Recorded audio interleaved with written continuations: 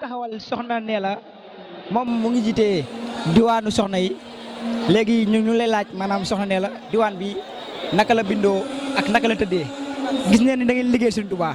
te liggéey Sëriñ Tuubaa moom amul mag amul gone amul jigéen amul góor te yéen tamit ngeen nekk ay soxna yu jàmbaar kon ñu ngi lay laaj naka la diwaan bi bindoo ak diwaan bi fu mu nekk tamit pour ku bëgg information si diwaan bi naka lay def ba jot si. waaw asalaamaaleykum maa ngi leen di ziar soxna Ndella Bamba borom diwaanu soxna yi maa ngi leen jox seen wàccuwaay di nuyu soxna yëpp waa Instagram beeg WhatsApp bi ñi ma dooleeg ñëpp waaw diwaan bi de mun naa ne Ahmadul Khadim moo ko def du ci man parce que lépp rek li mu doonee nii taw féex la parce que lii nii dafa jafe ci mim réew waaw nga doon ndaw ba pare di doxal li nga xam ni moo di nga nekk jëwrin doon njiit waaw vraiment damay sant Serigne Touba bu baax a baax a baax a baax wallaahi lu ma ko sant rek doyul waaw diwaan bi moom matul at mun naa ne matul at te dafa ñëw brusquement rek waaw bi ma koy sos benn fan la sama jëwrin bi ñuy wax Wakaana Tux Fatou Diaw moo ma jox diwaan bii ca Instagram la ku baax la vraiment dooleel ma wan ma yoon bi waaw noonu daal la demee waaw. mën nañ xam fu diwaan bi nekkee. waaw diwaan bi Gueule Tapée la nekk Gueule Tapée ci koñu marché bi kër Moustapha Thioune waaw sama maam mi nga xam ne mën naa ne la ca maam sët a koy jël lii yëpp moom la vraiment moo doon liggéeyal Serigne Saliou waaw ma bokk ci famille bi Ahmadou Gueye Thioune Mbaye Jaxeer Thioune ñooñu dañoo liggéeyal sëñ Bamba da leen gërëm barke Serigne Bamba da leen gërëm kon tey jii lii mën naa ne fierté la ci suñu famille vraiment famille Thioune. macha allah soxna si am na solo lool ñu ngi lay jaajëfal bu baax. waaw Mame Boye gis na la nga sol ba jekk sol lu yiw waaw yor sa kurus di sant yàlla seen Sëriñ Tuubaa waaw léegi da lay laaj maanaam naka nga gisee teewaayu nit ñi fii si Massalikul Jinaan. sant sëñ Fallou sant sëñ Fallou sant sëñ Fallou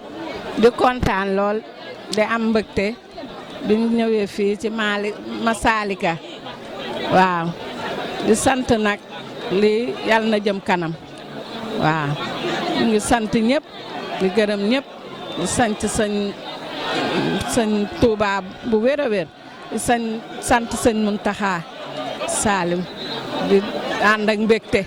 teewaay bi yal nañ ko fi yàgg a teewlu ci barke sëñ Fallou kontaan nañu lool lool lool dama manewul nag kii waaye kontaan naa lool mbégte yal na yàlla def jàmm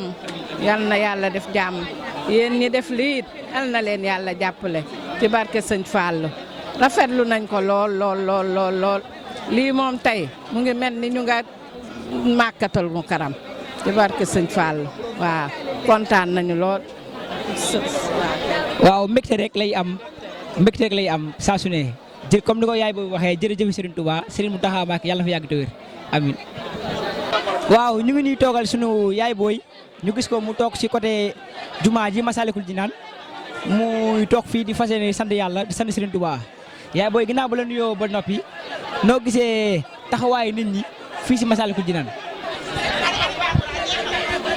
waaw nun gisee taxawaayu nit ñi ci Massalikul Jinaan taxawaay bi rafet na kontaan nañ ñoo ngi sant yàlla bu baax moom mi ñu booleeg Serigne Touba maam borom Touba mi ñu tette bañ agsi fii ñoo ngi sant yàlla bu baax di julli ci sangab sang yi Muhammadu Rasulullah sallallahu alayhi wa sallam kontaan nañ ñun gisee bis bi rafet na yàlla na seddu guy yàlla àggale ko ci jàmm kenn ku nekk dellu fa nga jóge woon yéen seen taxawaay rafet na jërëjëf. foo jógee foo bàyyeekoo. man maa ngi bàyyeekoo ndëkk bu naan région Diourbel dëkk bu naan Ndangal ma waaw. moom gis ngeen ko mu ngi bàyyeekoo région de Diourbel maanaam fii maanaam région 14 régions Sénégal yëpp nit ñaa ngi fi teew kon jërëjëf Serigne Touba amul morom barke borom Touba.